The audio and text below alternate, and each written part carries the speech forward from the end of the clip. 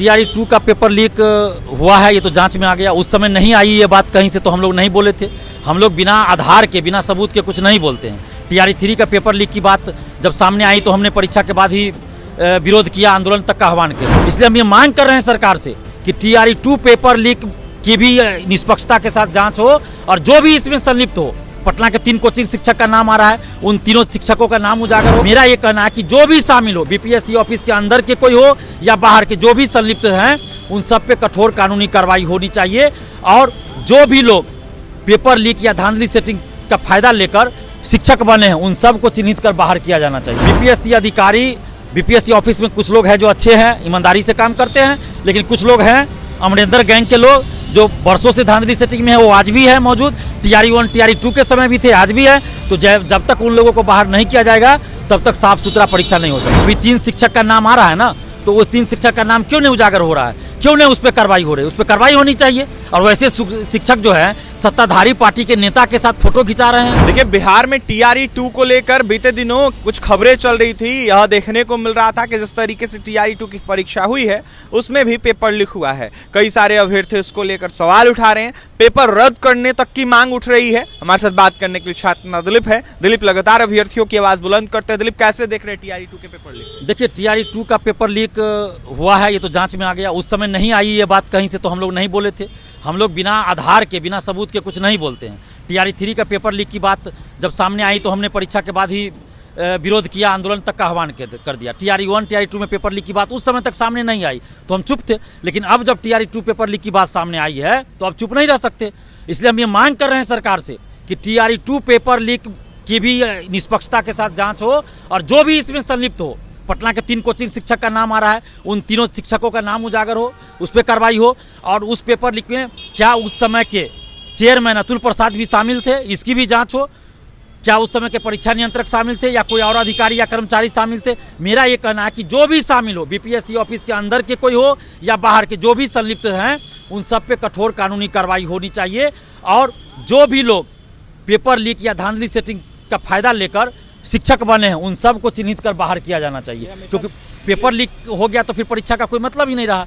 लेकिन अब तो ज्वाइनिंग करा दिया गया, तो हजारों लोग ऐसे हैं जो अपने मेरिट से भी गए हैं।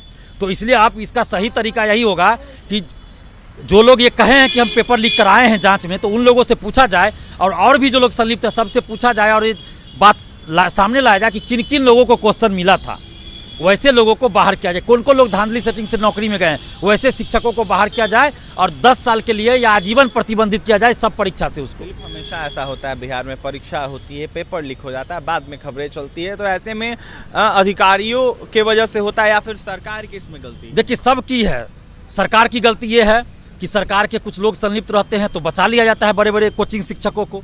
अभी 3 शिक्षक का नाम आ रहा है ना, तो वो 3 शिक्षक का नाम क्यों नहीं उजागर हो रहा है, क्यों नहीं उस पर कार्रवाई हो रही है? उस पर कार्रवाई होनी चाहिए। और वैसे शिक्षक जो है सत्ताधारी पार्टी के नेता के साथ फोटो खिंचा रहे हैं, वायरल करवा रहे हैं, माने प्रेशर बनवा रहे हैं जांच एजेंसी पे कि प्रेशर बने कि उस पर कार्रवाई नहीं हो।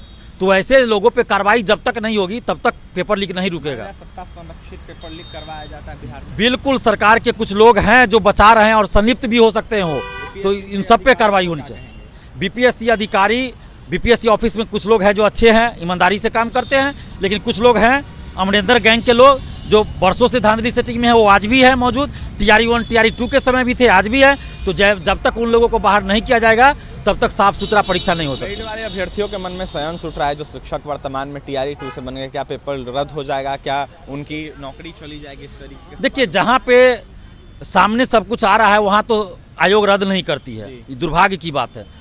हम तो मांग कर रहे हैं कि जितने भी लोग फर्जी तरीके से टीआरई 1 टीआरई 2 में गए हैं, पेपर लीक से गए हैं, उन सब को चिन्हित कर बाहर किया जाए और 10-15 साल के लिए प्रतिबंधित किया जाए। कोई परीक्षा नहीं दे सकता, और जितना पैसा मिला है सब पैसा वापसी हो और सजा मिले उस सबको। क्या करेंगे अब दिलीप टीआरई 2 को लेकर? अगर सरकार नहीं ऐसा करती है और टीआरई 2 में टीआरई 3 में बड़े लोगों पे कार्रवाई नहीं होती है शिक्षा माफिया, तो हम लोग अब हर जिला में सड़क पे उतरेंगे। देखिए हर जिला में सड़क पर उतरेंगे, कार्रवाई की मांग, साथ ही पेपर लीक को देखते हुए जांच की मांग कर रहे दिलीप। क्या कुछ कहते छात्रा दिलीप आपने सुना है। देखिए टीआरई 2 को लेकर कई तरह के सवाल उठ रहे हैं, सवालिया चिन्ह उठ रहे हैं और ऐसे में अभ्यर्थी लगातार इसको लेकर धांधली सेटिंग करके बहाल किए हुए अभ्यर्थियों पर कार्रवाई करने की मांग कर रहे हैं। इसके साथ ही जिन लोगों के द्वारा इस तरीके का काम किया गया है उनके ऊपर भी कार्रवाई करने की मांग कर दिलीप ने यह चेताया है कि जिस तरीके से अगर मांगे पूरी नहीं की जाती है, अभ्यर्थियों के हित में काम नहीं होता है, तो आगे चल के तमाम अनेक जगहों पर आंदोलन होगा। फिलहाल छात्र दिलीप को आप सुन रहे थे और तमाम खबरों के लिए बने रहे हमारे साथ। बहुत बहुत धन्यवाद।